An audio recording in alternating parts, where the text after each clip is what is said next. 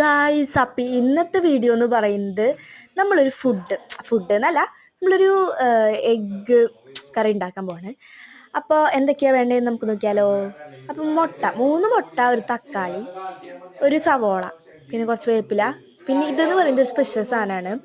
അതൊരു മസാലകളൊക്കെ ചേർന്നിട്ടുള്ള ഒരു സാധനമാണ്. പിന്നെ നമ്മൾ കത്തി. ഓക്കെ, അപ്പം നമുക്ക് വീണ്ടും വേഗം അരിയാൻ പോകട്ടെ. അപ്പം നമുക്ക് ഇത് ഉണ്ടാക്കുന്നത് നമ്മുടെ ചേട്ടനാണ്. അപ്പോൾ അതേ നമ്മൾ സവോള തുരു എന്ന് പറഞ്ഞിട്ട് കട്ട് ചെയ്യാൻ തുടങ്ങിയിട്ടുണ്ട്. അപ്പം നമ്മൾ കട്ട് ചെയ്തുകൊണ്ടിരിക്കുകയാണ്. കട്ട് ചെയ്ത് നമ്മൾ ഇത് അരിഞ്ഞു കഴിയുമ്പോൾ നമ്മൾ വിളിക്കുകയായിരിക്കും. പിന്നെ നമ്മൾ കുറച്ചും കൂടി വലുതെടുക്കുന്നതായിരിക്കും തക്കാളി കുറച്ചും കൂടി നല്ലത് കേട്ടോ. ഓക്കെ, പിന്നെ ഇതാണ് നമ്മൾ അരിഞ്ഞെടുത്തത്.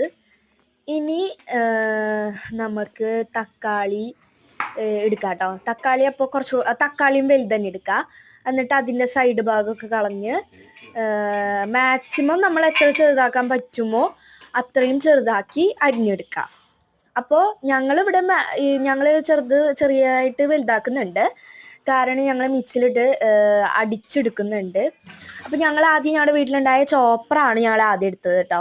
അപ്പോൾ ചോപ്പറിൽ കുറച്ച് ഉപ്പൊക്കെ ഇട്ടിട്ട് ഞങ്ങൾ അടിക്കാൻ തുടങ്ങി. പക്ഷെ അത് എന്തോ ജാമാണ്, ഉള്ളിൽ എന്തോ ജാമായിട്ടാണ്. പിന്നെ ഞങ്ങൾ മിക്സിയിലിട്ട് അടിച്ച് നല്ലപോലെ എടുത്തിട്ടുണ്ട്. ഇനി നമ്മൾ സ്റ്റൗ കത്തിക്കുന്നു, ചട്ടി വെക്കുന്നു, വെളിച്ചെണ്ണ ഒഴിക്കുന്നു.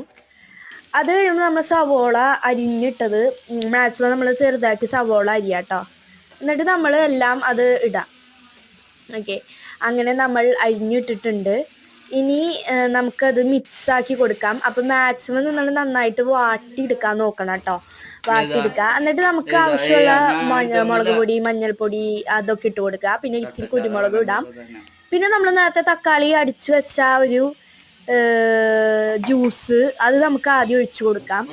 എന്നിട്ട് നമ്മൾ നല്ല പോലെ മിക്സാക്കി കൊടുക്കുക. അപ്പം ആ ജ്യൂസ് കുറച്ചുകൂടി നല്ല സ്മൂത്തായിട്ട് കിട്ടിയിട്ട് ഞങ്ങൾക്ക് കട്ടയായിട്ടാണ് കിട്ടിയത്. കാരണം ഞങ്ങൾ വെള്ളം ഒഴിച്ചിട്ടുണ്ടായില്ല. അപ്പം നമ്മൾ കുറച്ചുകൂടി നല്ല ജ്യൂസി ആയിട്ട് എടുത്തു കഴിഞ്ഞാൽ നല്ല ടേസ്റ്റ് ഉണ്ടാവും ഒന്നുകൂടി. എന്നിട്ട് നമ്മൾ മിക്സാക്കി നന്നായി കൊടുത്തിട്ടുണ്ട്.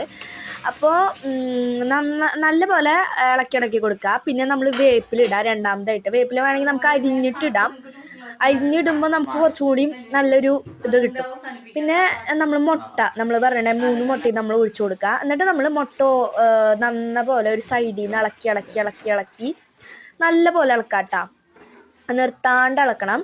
അതിന് ശേഷം നമ്മൾ 2 സ്പൂൺ വെച്ചിട്ട് ഇളക്കി കൊടുക്കുക. നമ്മുടെ റിസൾട്ടാണ് നമ്മുടെ പപ്പ നോക്കണത്. പപ്പ സൂപ്പറാന്നൊക്കെയാണ് പറയണത്. അപ്പോൾ അപ്പ ടേസ്റ്റ് ചെയ്തു. ഇനി ഞാൻ